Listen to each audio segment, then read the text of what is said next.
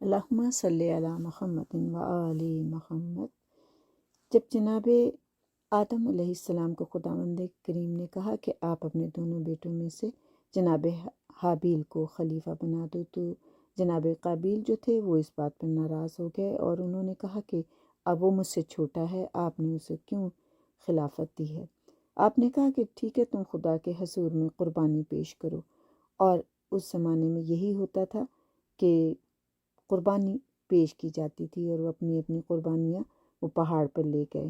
قابیل بھی زراعت کرتے تھے، انہوں نے ردی قسم کی گندم لا کر پہاڑ پر رکھی اور حابیل نے دمبے وغیرہ پالے ہوئے تھے، انہوں نے بہترین قسم کا دمبا لا کر پہاڑ پر رکھا۔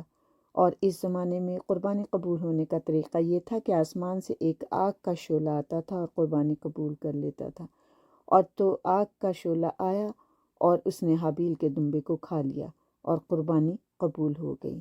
اللہم صلی علی محمد و آل محمد۔